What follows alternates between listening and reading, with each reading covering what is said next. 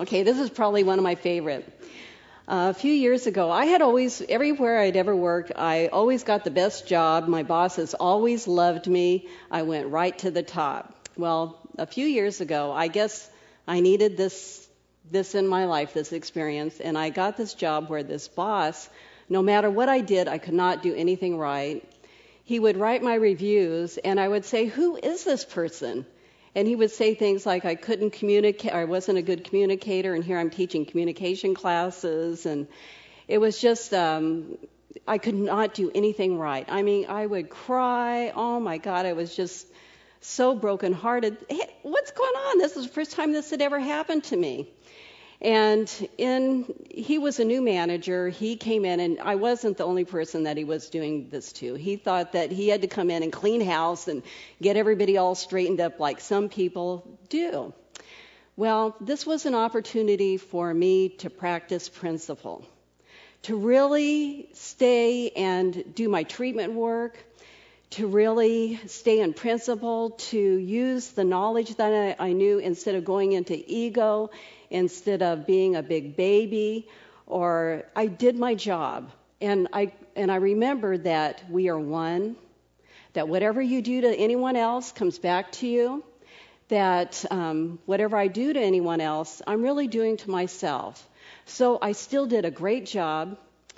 I supported him. I did whatever I could at the best of my ability. And I stayed in principle. And I mean, I could not leave this job. There was something I needed to learn. I would try to get a job somewhere else. I couldn't do it. It was just like I was just roadblocked. Well, I guess I was kind of being a little bit of a victim. He was being really mean to me.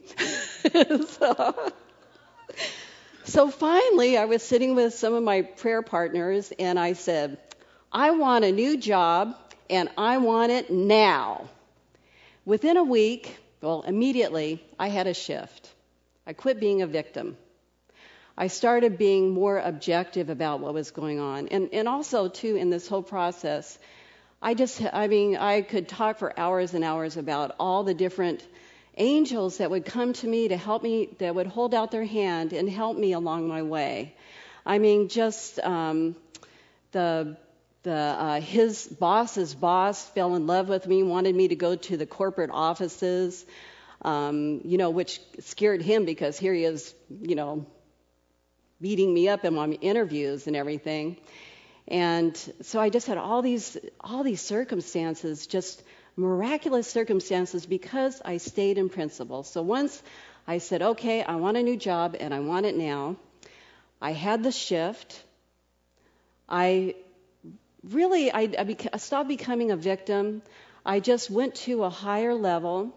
I demonstrated a job that was actually within the company. I was at a very high level, and I had to go like 3 levels below. But you know what? I ended up making a lot more money because I could, and I was doing something that I really learned, and I became very good at. I went right to the top again.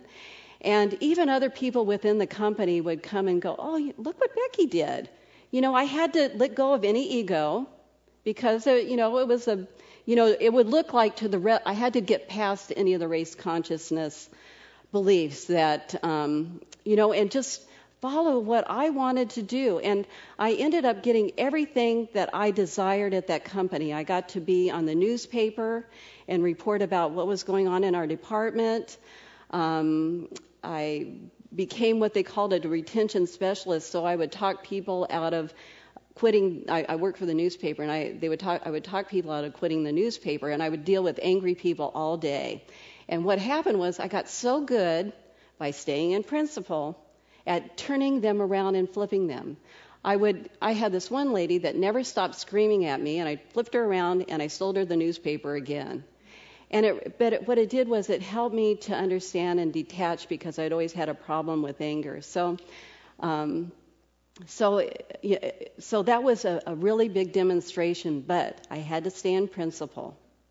By doing that, these wonderful things happen.